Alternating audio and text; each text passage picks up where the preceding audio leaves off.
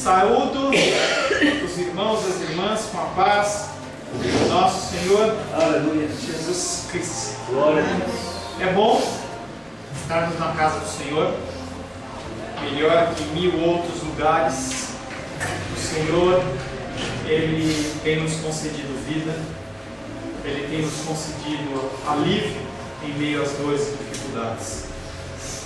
Temos uma pequena tristeza que não vê o irmão Cláudio aqui no nosso meio, mas por estar lá ontem com ele, visitando, estava lá sonolento, na caminha lá, acordei ele, e aí levei a Santa Ceia com ele, ele ficou contente, ficou feliz, a gente cantou, oramos, e independente do local, ele está conosco aqui, porque nós servimos não só Deus, nós temos um só Espírito. Temos que orar para que Ele possa estar retornando rapidamente ao nosso meio, porque a presença dEle nos faz falta. Hoje, Dia dos Pais, mais um Dia dos Pais, e nós podemos passar juntos na nossa igreja. Como a palavra de Deus diz, nós somos poucos, mas a igreja são ajuntamentos de pessoas com afinidade, a mesma afinidade em Cristo Jesus. Também hoje, aniversário do nosso querido Lucival. O Senhor, Ele nos abençoou com a vida do Lucival. O Lucival, ele tem sido ensinado, a gente tem trabalhado juntos às segundas-feiras, e eu tenho com grande alegria visto o crescimento dele. Hoje já veio me trazer uma dúvida teológica, que eu contei com essas coisas, sabe? Quando as pessoas elas começam a frutificar. E eu sei que esse fruto, conforme o Sebastião falou, é muito mais do Senhor, na verdade é todo dele, e a gente é simplesmente um instrumento. E eu glorifico o Senhor pela vida do Lucival que está conosco. Tá? João não pôde estar aqui, eu convidei o pai dele, e o pai dele não é cristão, ele, às vezes ele vem, dia das mães ele veio, e esse dia dos pais ele não quis vir. Então ele ficou com o papai dele, foi tomar café com ele. A gente tem que entender também que há situações em que a gente tem que ter sabedoria para lidar, né? A gente não pode ser também radicalzão, duro, tem que fazer as coisas. Apesar de a gente sentir falta deles, a gente tem que entender que também tem a parte social que eles têm que cumprir. Dia dos Pais 2016, eu quero começar contando uma historinha para vocês. Certo dia, uma mulher saiu cedo do apartamento onde ela trabalhava como doméstica. Ela estava indo para uma consulta médica. Como qualquer pessoa que depende da rede pública hospitalar, ela tinha que chegar muito cedo, senão ela não ia conseguir ser atendida, ela ia perder a vaga. Enquanto ela aguardava na parada de ônibus, 4 jovens desceram de um carro de luxo e começaram a puxar a bolsa dela e a agredir. Os 4 jovens do carro eram todos de classe alta, e o pai de um dos agressores chamou o que o seu filho fez de deslize. Não, foi apenas um deslize da parte dele, e ainda declarou que qualquer hematoma, qualquer roxo na mulher era porque ela é mulher, ela é frágil, então qualquer coisa que encostasse ela iria ter alguma marca. O mesmo pai disse que se pudesse ele iria dar uma surra no seu filho. Podemos ver nas atitudes daquele pai aquilo que foi refletido nas ações do filho. Por um lado, ele minimizou a agressão a outro ser humano, nesse caso uma mulher sem condições de se defender. Por outro lado, se o pai estaria disposto a dar uma surra em seu filho adulto, já vemos de onde deve ter partido as lições de casa que acabaram naquela agressão. Todos os pais daqueles jovens, eles reconheceram que o que os filhos fizeram foi errado. Todos queriam que o episódio nunca tivesse ocorrido, mas já era tarde demais. Os nossos atos, as nossas ações e as nossas omissões, elas têm consequências. Houve um pai naquela história que parece ter dado a lição certa. Infelizmente foi o pai da menina. Não foi um pai de classe média ou classe alta com educação e dinheiro, mas foi um pai que tinha condições, não tinha condições de dar tudo o que merecia para os seus filhos. Era um homem pedreiro de 54 anos que tinha outros filhos além daquela menina. Um homem simples e sem muita educação, mas que soube educar seus filhos com amor e respeito pelos outros. O dinheiro não faz uma boa educação. Depois de saber dos comentários dos pais dos 4 jovens privilegiados que agrediram a filha, ele disse: eu criei os meus filhos, nunca tive condições de dar uma bicicleta para eles, mas eu soube lhes dar limites. Um dos maiores presentes que um pai pode dar ao seu filho são justamente esses limites. Como são esses limites? Primeiro, os limites eles começam não com o ensino, com a minha tradição ou com o meu desejo, mas ele começa com a palavra de Deus.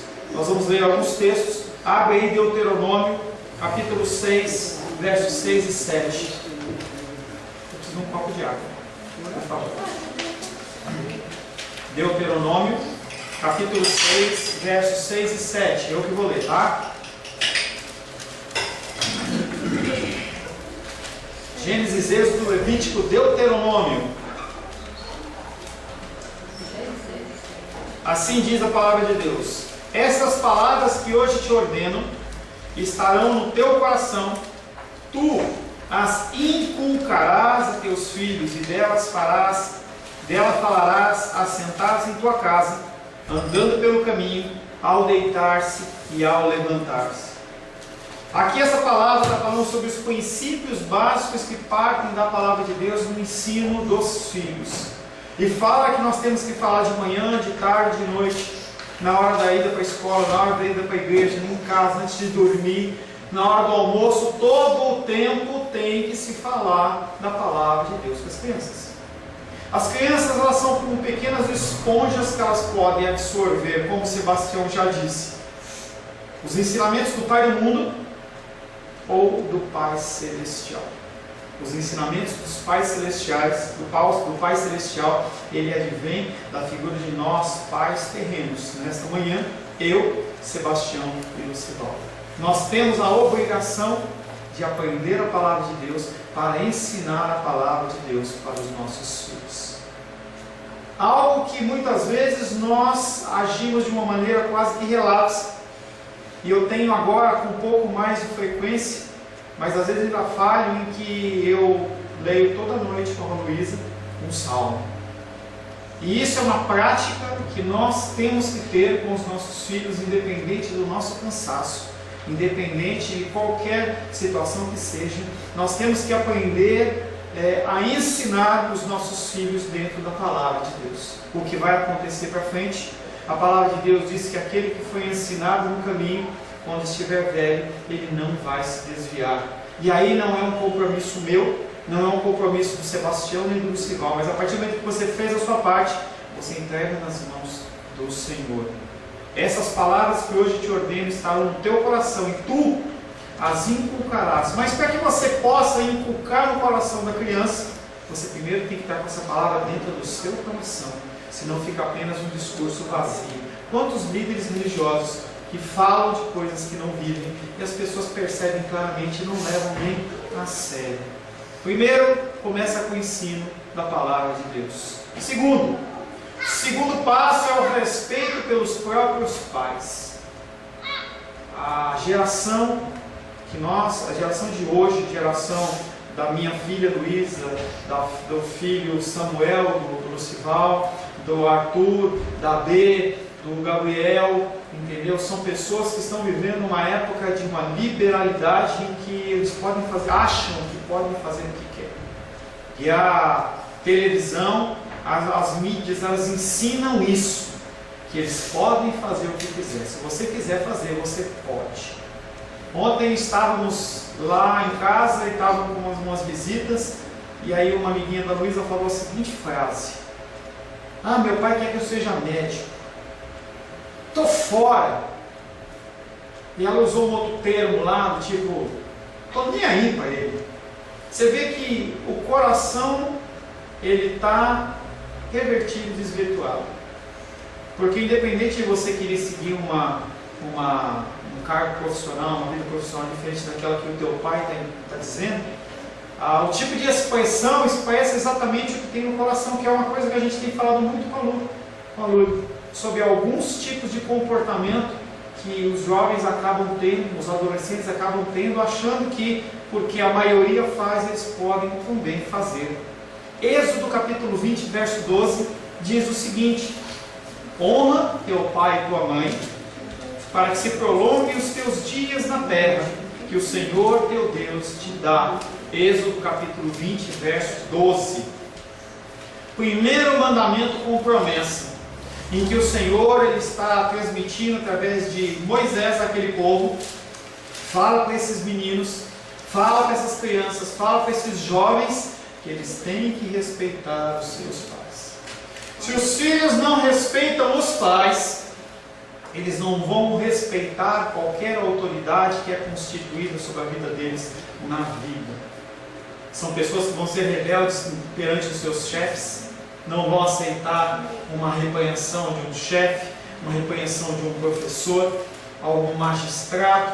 As pessoas elas vão achar que não tem problema nenhum, porque elas foram ensinadas dentro do seu lar que sim, eu posso fazer o que eu quiser. Independente do estatuto da criança ou adolescente, quem manda no lar é o pai. É o pai, a figura do pai tem essa autoridade. E você não pode entrar numa do tipo, eu vou deixar para lá porque eu estou cansado. Não, não, é sua obrigação. É minha obrigação. É a obrigação do Sebastião, é a obrigação do Lucival. Nós temos que educar os nossos filhos a respeitar outras autoridades, respeitar as pessoas mais velhas. Mas tudo começa dentro do lar. Honra teu pai e tua mãe, para que se prolongue os teus dias na terra que o Senhor teu Deus te dá. Quer que os seus filhos sejam abençoados por Deus, ensine-os a te respeitar. Entenda que respeitar não é ter medo, é diferente.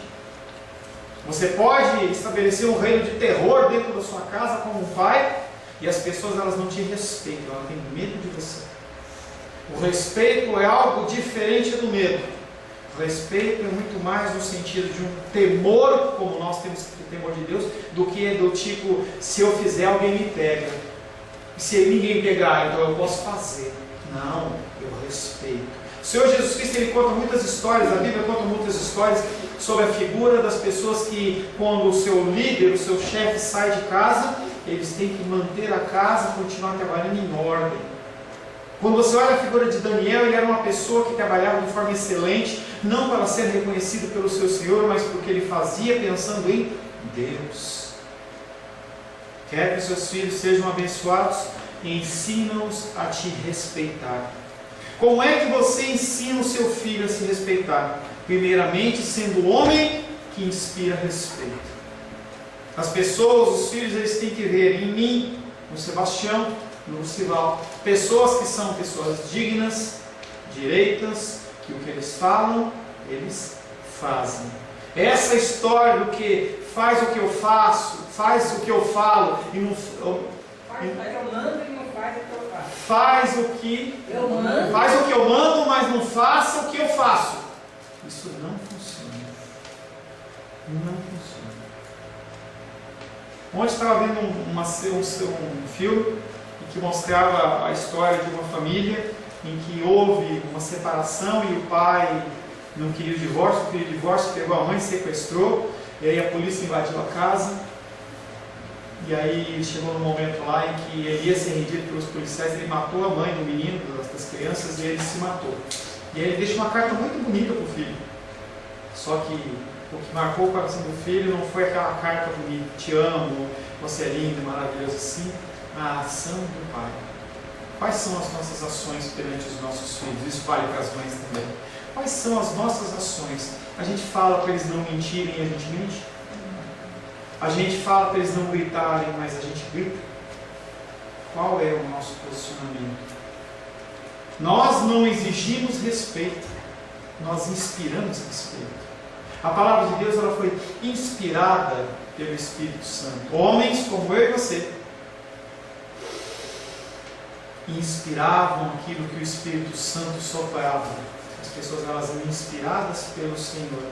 Quando nós lemos os Evangelhos, nós podemos sim ser inspirados pela figura de Jesus. O que nós estamos inspirando os nossos filhos a fazer. Se o seu filho ouve você ensinando a não mentir, mas você está mentindo, você está inspirando respeito ou desrespeito? Um simples fala que eu não estou aqui é uma mentira. É uma mentira. Se você é casado e você não consegue parar de olhar as mulheres na rua, você está ensinando para o seu filho, para a sua filha, respeito ou desrespeito? Se você, ao tentar colocar limites, excede os limites da disciplina, ele vai te respeitar ou ele vai ter medo de você? Entenda que, conforme a palavra de Deus diz, a palavra de Deus diz que a vara, ela corrige. Mas você tem que entender que há uma diferença entre uma correção física com uma agressão. Muito diferente. Uma agressão física, ela leva traumas, leva uma série de comportamentos na criança. Um livro que eu li, entendeu? Que depois me veio aqui, eu vou passar para o Sebastião e depois para o Lucival, é O Coração da Ira. Como nós pais incitamos a ira aos nossos filhos. E eu me vi ali muito envergonhadamente em várias situações em que eu levo e coloco ira aos meus filhos através das minhas atitudes. Efésios capítulo 6, verso 4 diz: E vós pais, não provoqueis vossos filhos a ira, mas criai-os na disciplina e na admoestação do Senhor. Nós temos que ensinar os nossos filhos a serem obedientes a nós através da palavra. E há uma diferença muito grande entre eu ter uma tradição na minha casa, que a minha filha dorme 8h30, 9h30, 10h30, como uma tradição da palavra de Deus, como honrar pai e mãe. São dois pesos totalmente diferentes e as crianças elas têm que entender que quando elas rompem uma, é um tipo de consequência, mas quando rompem uma lei de Deus, elas estão andando num caminho muito perigoso. Mas pastora, meu filho é muito pequeno.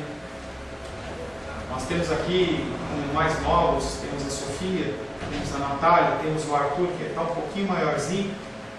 Será que eles entendem? Eles entendem.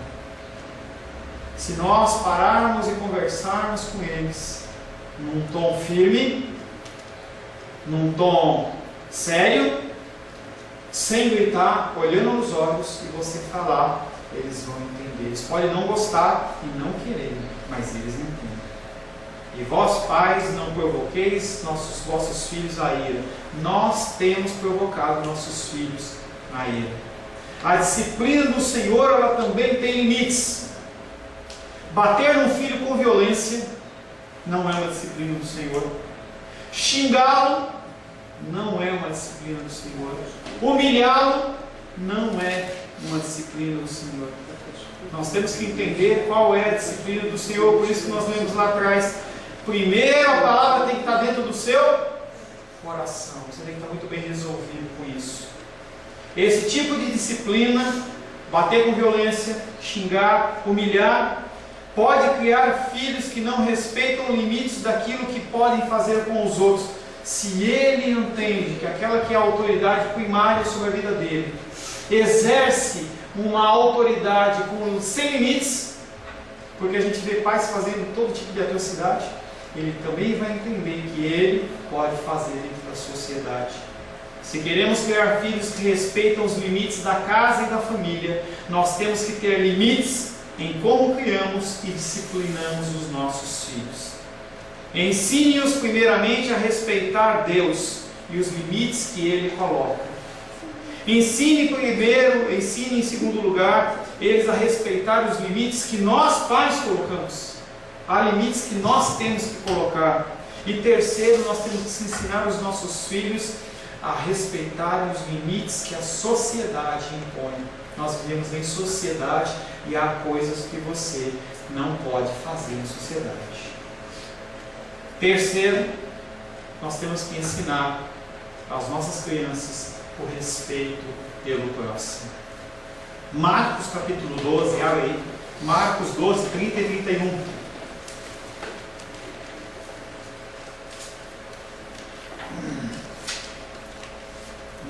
capítulo 12, versos 30 e 31. Amarás, pois, o Senhor teu Deus de todo o coração, de toda a tua alma, de todo o teu entendimento, de toda a sua força. E o segundo mandamento é: amarás ao teu próximo como a ti mesmo. Não há outro mandamento maior que este, do que esses. Interessante que o Senhor Jesus Cristo, Ele coloca o amor ao próximo no mesmo patamar do amor a Deus. Se nós não ensinarmos nossos filhos a amar o nosso próximo, eles não estarão também amando a Deus. Seus direitos e suas liberdades terminam onde começam as do próximo. Nós temos que não é fácil, mas nós temos que aprender que todos têm direitos. Você não pode invadir o direito do outro. Nós temos que respeitar. A gente vê, por exemplo, ontem o Glenn e o Sebastião passaram por isso um tempo atrás, quando eles moravam lá na Sete. E aí ele mexe, rola umas festas lá na minha rua lá. As pessoas, elas têm direito a fazer suas festas, mas elas também têm que respeitar os outros. E as pessoas não respeitam. Parece meio simplista esse ditado, mas há uma verdade muito importante nele. Eu preciso aprender com os limites, primeiramente dentro da minha casa, e depois eu tenho que aprender e ensinar os limites fora da minha casa. Eu preciso reconhecer que há um limite naquilo que eu posso fazer diante da liberdade das outras pessoas. E aí a gente tem uma lei no Brasil chamada Lei do Gerson. Foi algo que o nosso jogador Gerson, campeão, tricampeão, ele falou certa vez em 1980, parece que pegou no coração do brasileiro de certa maneira, em que o brasileiro fala que ele tem que levar uma vantagem em tudo, certo? E as pessoas, elas acham que elas podem levar vantagem em tudo. Sempre a pessoa, ela tem que ser privilegiada em detrimento de qualquer situação. Não é um conceito bíblico. Uma outra história diz que um pai negou pagar a fiança do seu filho, preso por provocar um acidente de trânsito enquanto dirigia bêbado e com habilitação vencida. A resposta do pai foi: eu não vou pagar a fiança do meu filho, com uma atitude de amor. Alguns o criticaram, outros concordaram com ele, mas na verdade o que aquele pai estava fazendo era colocar limites. Filho, você passou do limite, e a partir de agora você vai ter que lidar com essa consequência. Ele não precisou bater no seu filho, ele não precisou gritar com o seu filho, ele simplesmente se recusou a socorrer o seu filho e deixou com que ele experimentasse a consequência dos seus próprios atos. Isso também é um ato de amor, que deve ser feito com muita sabedoria. Há vários limites que nós podemos colocar, dependendo da idade. Podemos cortar a mesada, podemos cortar privilégios como televisão, computador, som. Podemos colocar limites nos horários de sair de casa. E nós podemos inclusive parar de socorrer nesse sentido que eu falei para vocês. Parar de socorrer não quer dizer parar de ajudar, e sim deixar que aquela criança, aquele adolescente, ele possa começar a perceber que as atitudes dele têm consequências. Você pode agir, mas há consequências. Toda ação sua tem consequências. Pastor, quando que é a idade de começar a ensinar isso? Desde que nasceu. Aprendeu a andar, aprendeu a falar, já é hora de você mostrar para a criança que ela tem que saber que há limites dentro de casa, há limites fora de casa, e há consequências quando essas coisas elas são quebradas. Quando nós não estabelecemos limites, as crianças acham e entendem que papai, mamãe, que são os responsáveis por mim, acham que não tem problema nenhum, então eu vou continuar fazendo. Parar de socorrer não quer dizer deixar de ajudar, mas quando os filhos, por exemplo, têm idade para dirigir, votar, cursar uma faculdade, ele também tem idade para responder às consequências das suas ações. E aí eu estou falando de um jovem, de um homem que estava dirigindo alcoolizado e foi preso, mas nossos filhos, eles fazem dentro do âmbito da idade deles coisas iguais ou piores. E muitas vezes nós deixamos passar, ou porque a gente não está afim de arranjar confusão, ou porque a gente acha que qualquer motivo que seja. E o que acontece é, aquela criança que recebe aquele ensinamento, e parece que quando ela recebe o ensinamento errado, parece que fica gravado muito mais fácil no coração dela, porque ela vê isso também nos amiguinhos dela. E aí o que acontece é que depois de 1 ano, 5 anos, 10 anos, você vai ter a resposta da falta de educação que você deu para aquela criança. Se você não educar direito, é uma coisa que eu sempre falo, eu tive muitas falhas na educação do Vicenço.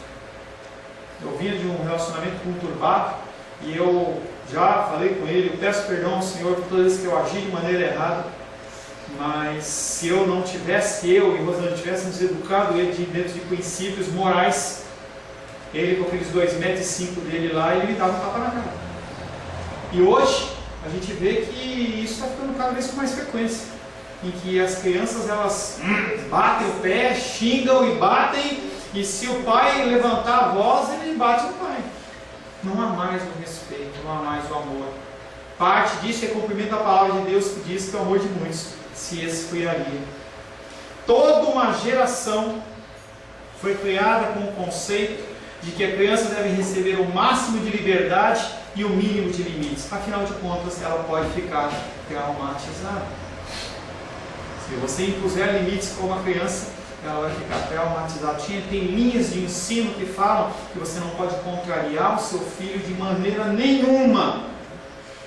Tem escolas que têm princípios em que a criança ela faz o que quer, e assim ela é ensinada. Ensine os seus filhos a respeitar o próximo e a convivência com outras pessoas que também têm seus direitos e liberdades. Em relação a essa geração, nós estamos testemunhando as consequências desastrosas de tal tipo de criação.